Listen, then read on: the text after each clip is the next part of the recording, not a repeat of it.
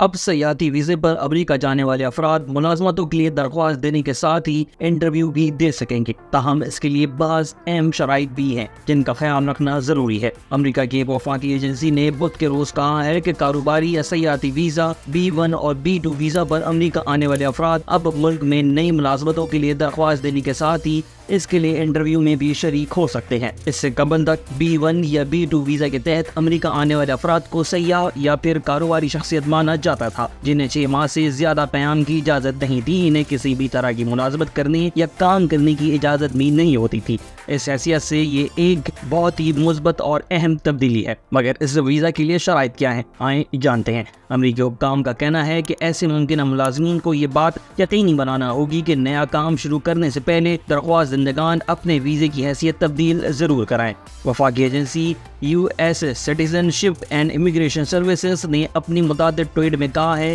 کہ جب ایسے غیر ملکی تارکین وطن افراد کو ملازمت سے فارغ کر دیا جائے تو ممکن ہے کہ بہت سے لوگ اپنے آپشن سے واقف نہ ہو اور بعض صورتوں میں غلطی سے یہ سمجھ سکتے ہیں کہ ان کے پاس 60 دن کے اندر ملک چھوڑنے کے علاوہ کوئی اور متبادل نہیں ہے۔ تاہم ایسے افراد اگر ملازمت ختم ہو جائے یا پھر وہ رضاکارانہ طور پر اسے ترک کر دیں تو ان کے پاس اب کئی اور بھی متبادل ہیں۔ وہ ایسی صورت میں 60 دن تک قیام بھی کر سکتے ہیں اور چاہیں تو ملک چھوڑ کر جا سکتے ہیں یا پھر غیر قانونی تارکین وطن کی حیثیت کی تبدیلی کے لیے درخواست بھی دے سکتے ہیں۔ انہیں اب حیثیت کی ایڈجسٹمنٹ کے لیے درخواست دائر کرنے اور مجبوری حالت کے لیے بھی درخواست دائر کرنے کی اجازت ہوگی۔ وہ چاہیں تو پھر سے روزگار کی اجازت کے لیے دوبارہ دستاویزات جمع کرا سکتے ہیں یا پھر اجر کو تبدیل کرنے کے لیے بھی درخواست دینے کی مجاز ہوں گے۔ USCIS نے کہا ہے کہ اگر ان میں سے کوئی ایک بھی کارروائی 60 دن کی رعایتی مدت کے اندر کی جاتی ہے تو اپنی حیثیت کی تبدیلی کے باوجود بھی ایسے غیر تارکین وطن کو 60 دنوں کی مدت کے بعد بھی امریکہ میں قانونی طور پر قیام کی اجازت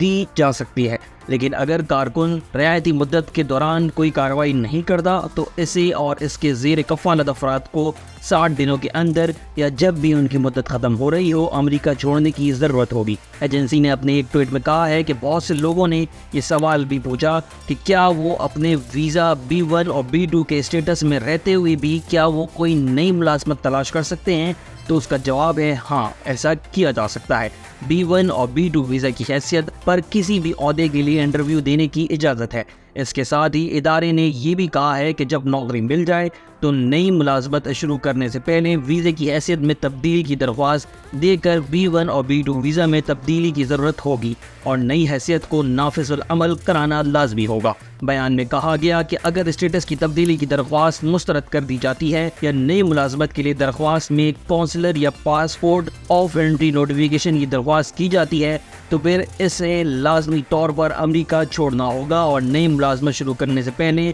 اس کے لیے ضروری ضوابط پر عمل لازمی ہوگا۔